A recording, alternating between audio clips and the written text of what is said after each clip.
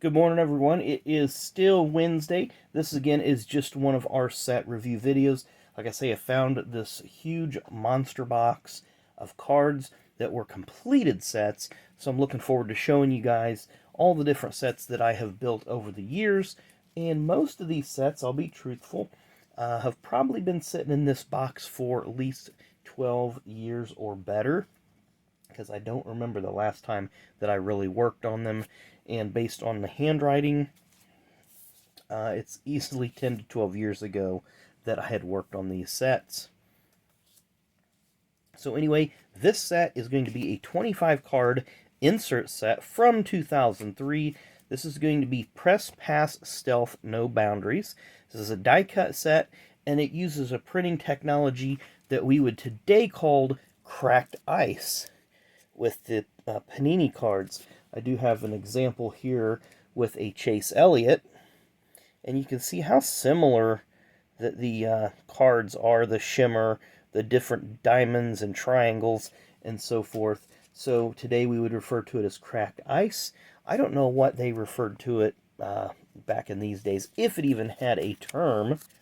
But we're going to start off here. The first card of the set is with Kevin Grubb. Of course, Kevin sadly is no longer with us, but this is when he was driving the Irving Washington Motorsports. I think it was Irving. I'm trying to read what the thing says there.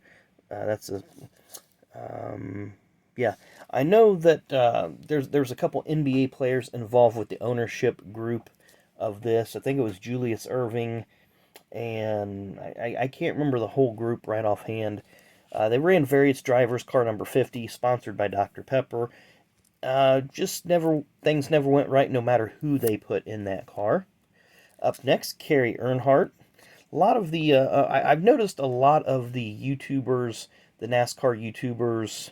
I'm not going to name names, but a lot of them refer to him as a legacy driver, and have even said that, well, he didn't start racing till later in life.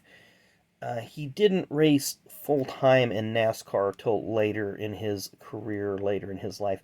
He was racing with Dale Jr. and Kelly at the late model ranks. Yes, he did start a family. Yes, he did do some other things. But to just say that he come out of the blue and not have the narrative correct is not right. But and I don't look at him. I don't like the term legacy driver either. Kerry forged his own path. He didn't go through DEI. He didn't go through Junior Motorsports. He did his own thing. So, be that as it may, I think Kerry could have had a better career, but that's just how things work out. Next, Jason Keller driving for, I can't even remember the team name here. Let's see if we can zoom in. PPC Racing. I know that Greg Pollux was an owner. I believe he's the brother or the cousin or uncle of Sherry Pollux, Martin Truex Jr.'s girlfriend. This was a very dominant team, 2000, 2001 era. Jeff Green, of course, the 2000 champion. Jason Keller had several wins with this team. Mike McLaughlin, longtime driver in the Busch Series. Drove for Team 34 for most of his tenure, had a brief spell at Joe Gibbs, was always kind of a top 5 contender in points, but just never was consistent enough to be a championship contender.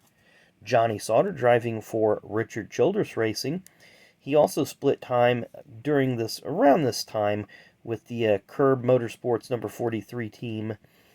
He had a few wins with Childress, and just kind of floundered in the Busch Series before moving to trucks, which is where he had his greatest success. He did have a brief spell in the Cup Series, driving for Rookie of the Year for Childress, but that did not pan out. Regan Smith, who now works for Fox. Regan had a decent NASCAR career, one career win in 2011 at Darlington with Furniture Road Racing, but this time in the Busch Series, just not a good time. I think he was driving for Renzi Motorsports at the time. Jimmy Vasser made just a couple of Busch Series starts, Daytona and Milwaukee. Not much to write home about. Former IndyCar champion, 1996 CART PPG champion.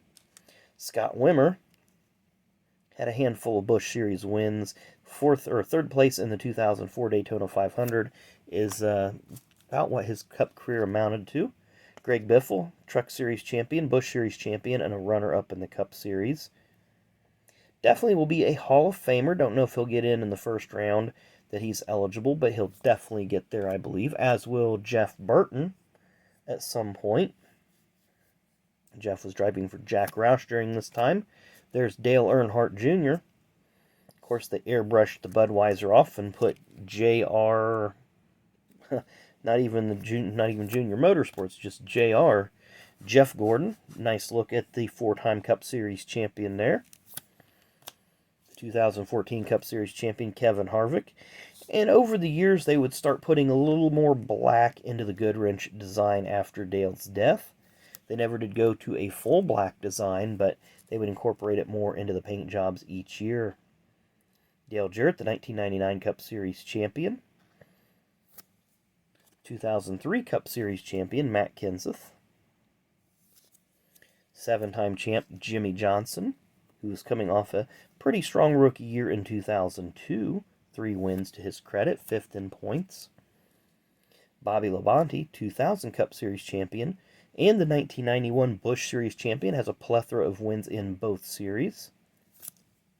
Terry Labonte, the 1984 and 1996 Cup Series champion, get his last career win in this car in 2003. Mark Martin, longtime Roush Racing campaigner.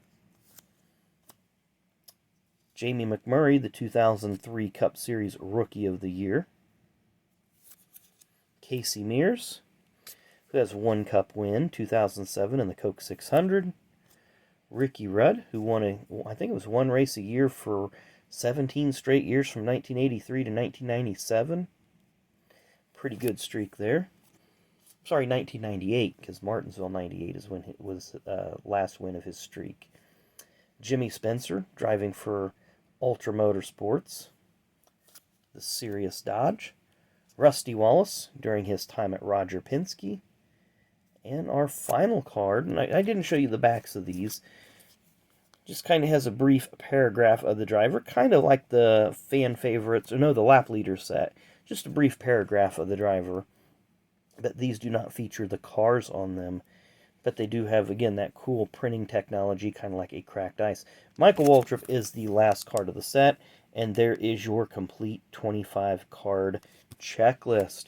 So anyway, like I say, we got a lot of sets to review coming up. Probably do 1 or 2 a week, maybe a little bit more moving forward, just depending on how much time that I have and how much, I want to do. And some of the bigger sets, I'm going to have to break into 2 videos, because there are a few sets that are 200 or 300 cards, and I don't want to rapid fire through them. I want to take my time on a few of them, show you guys the sets, talk a little bit about them, and the men and women that are in each set. So anyway, thanks again for watching. Really, really do appreciate it. Make sure you hit that like button, hit that subscribe button, leave me a comment down below. Tell me which card in this particular set was your favorite, and what you think that 20 years ago that they had cracked ice technology on the cards. So thanks again for watching. Enjoy the rest of your Wednesday. We will see you tomorrow.